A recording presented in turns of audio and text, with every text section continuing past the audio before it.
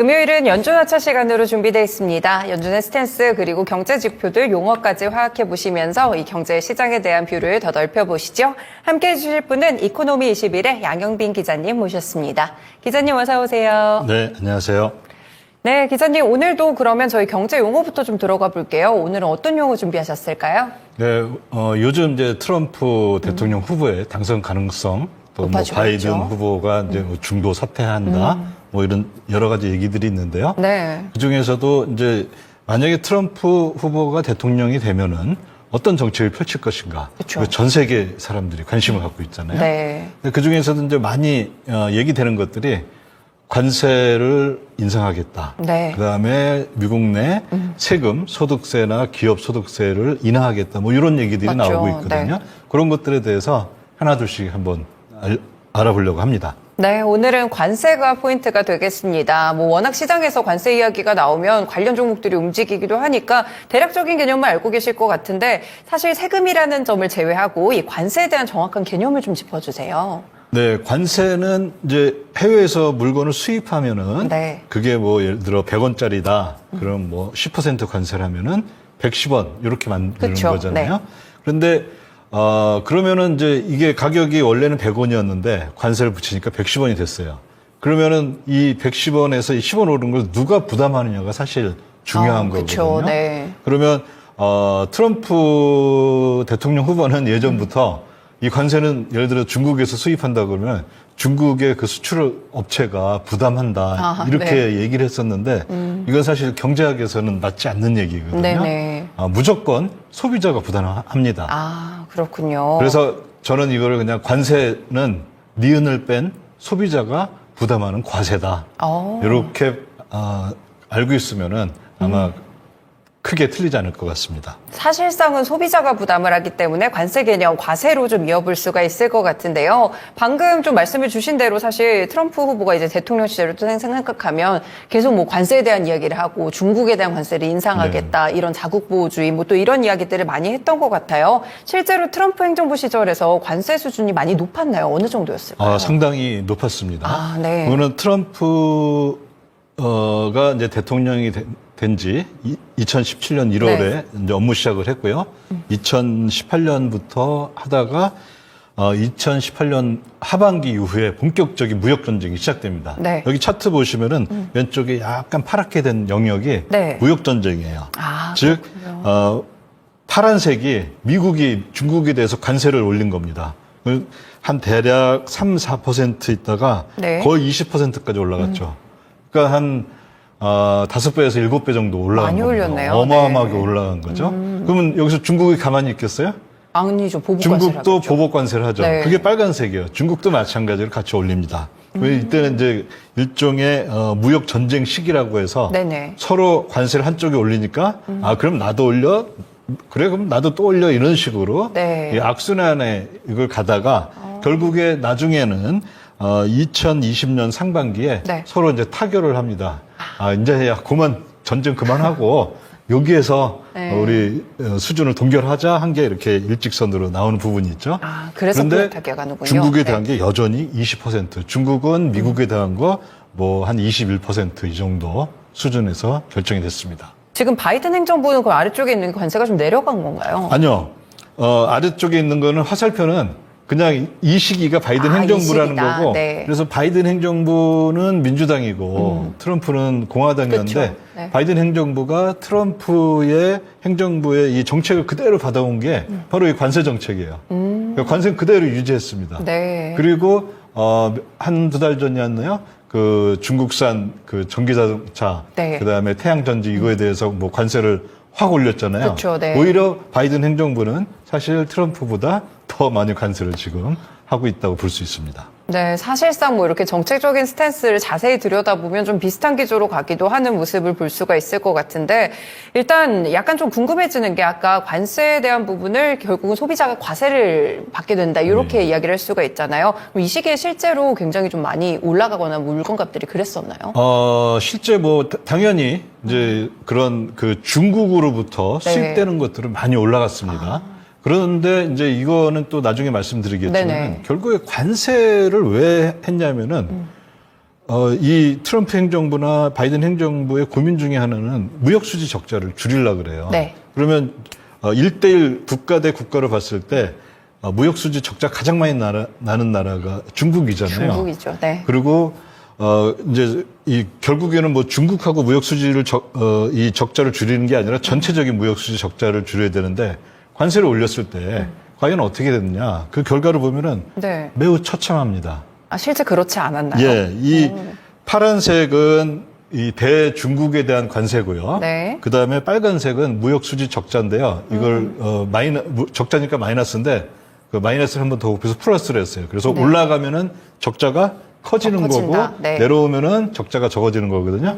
자, 그럼 트럼프가 무역 전쟁을 시작했을 때 적자 수준은 대략 한 4.2% 정도였어요. 네네. 근데 이렇게 가다가 이 관세를 확 올리니까 적자가 조금 줄어들었죠. 됐어요. 네. 그런데 그러다가 다시 올라가네요. 올라와서 예전 수준인 거예요. 그러면 이거는 어떻게 됐냐면은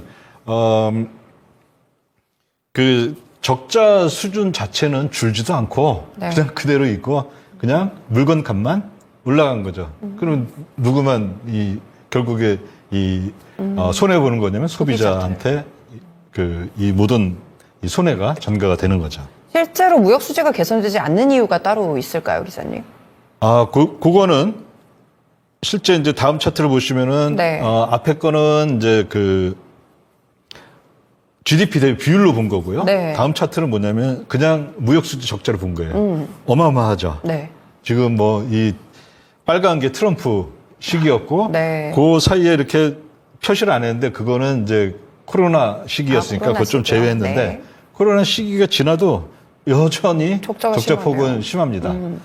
그래서 어쨌든 바이든 행정부도 계속해서 이 트럼프 정책을 그대로 이어봐서 네. 이어받아가지고 관세를 계속 이제 그 유지를 했는데요. 여기 풍선 효과가 생겼어요. 풍선 효과요. 예, 네. 뭐냐면은 중국에 대해서 관세를 꽉 옥죄는 거예요. 이 무역이라는 풍선이 있는데 중국을 딱 이제 관세를 딱 하니까 어떻게 되겠습니까? 다른 쪽으로 다른 가겠죠. 쪽이 확 불어나죠. 네. 이거 우리나라에서도 많이 들었죠. 그 부동산 정책을 하는데 그렇죠. 뭐 핀셋 규제한다고 해서 고기만 딱 잡으니까 나머지가 다른 데가 올라갔잖아요. 네. 그거가 똑같아요.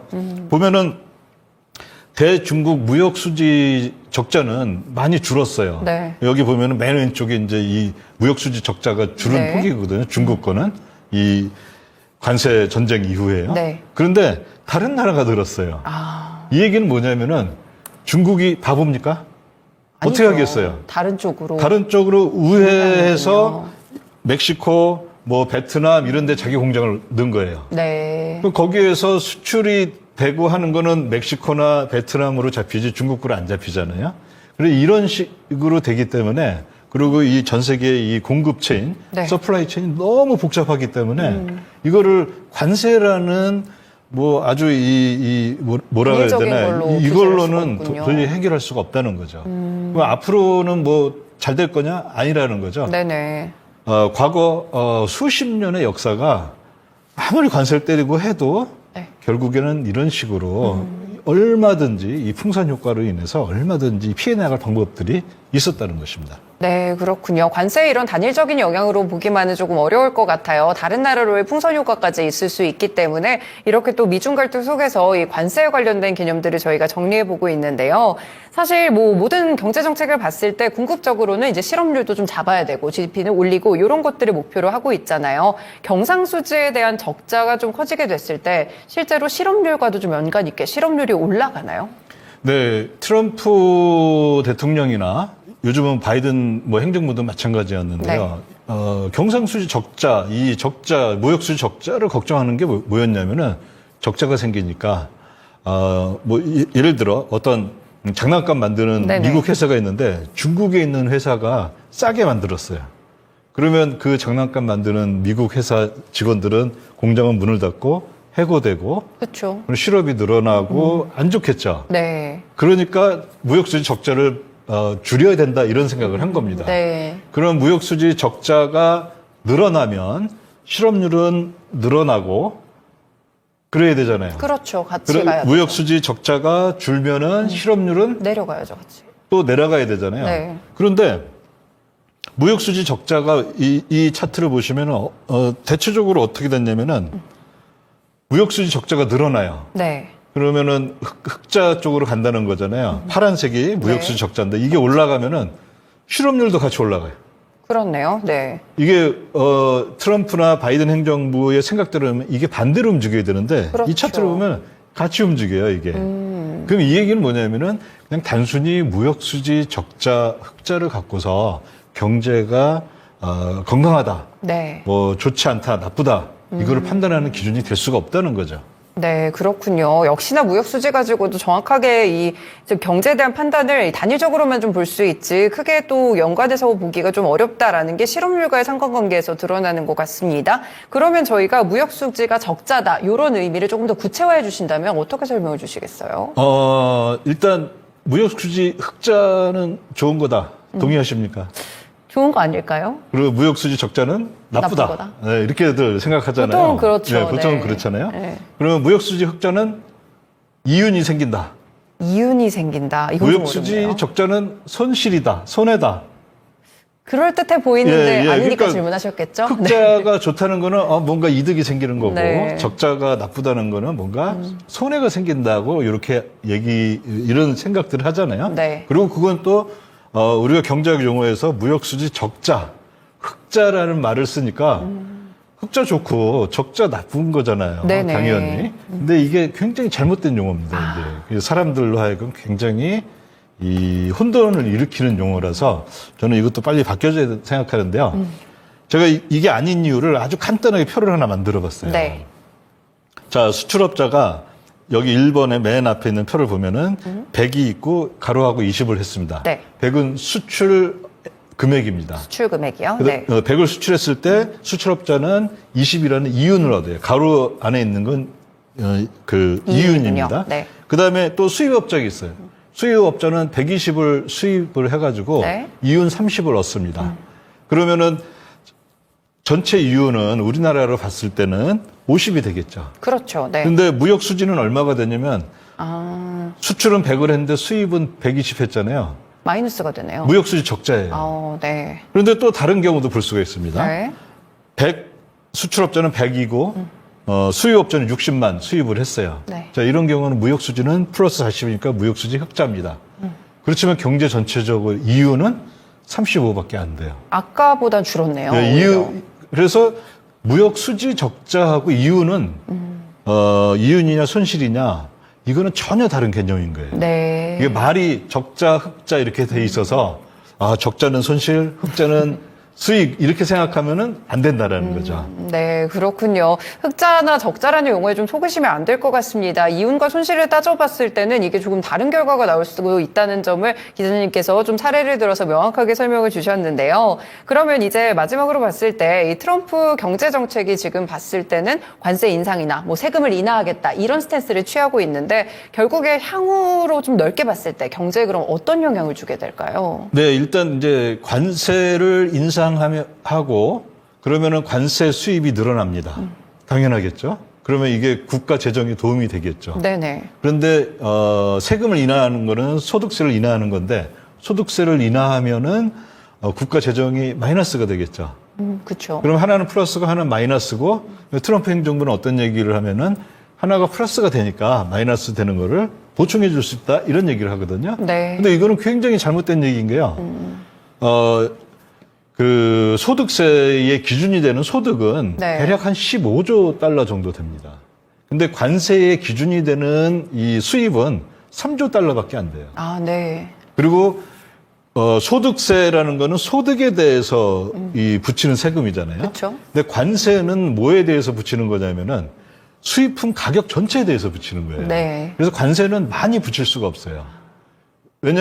왜냐면은 이제 이 수출업체가 수출했는데 자기 그 부가가치가 있을 거 아니에요? 그렇죠. 그럼 뭐 네. 보통 한 뭐 10%, 20%라고 하더라도 거기다가 10%를 때린다 그러면은 관세를 때린다 그러면은 저 수출업자로서 굉장히 힘든 거거든요. 맞죠. 네네. 그래서 대략 현재 이 평균적인 관세를 미국을 보면은 전체 수입액의 한 3% 정도밖에 얼마 안 안 됩니다. 되네요. 네. 대신 소득에 대해서 이 매기는 소득세는 한 16% 정도 됩니다. 이건 이제 소득이냐, 아니 이 전체 물건 전체냐, 네. 요게 좀 차이가 있는 건데요.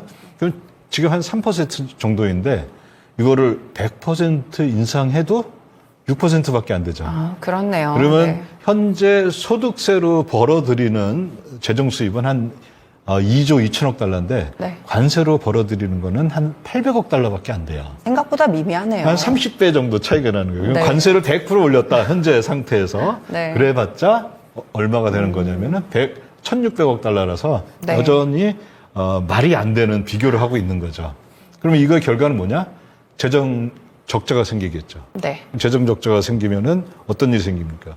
미국 정부가, 재무부가 국채를 발행을 많이 해야 되겠죠.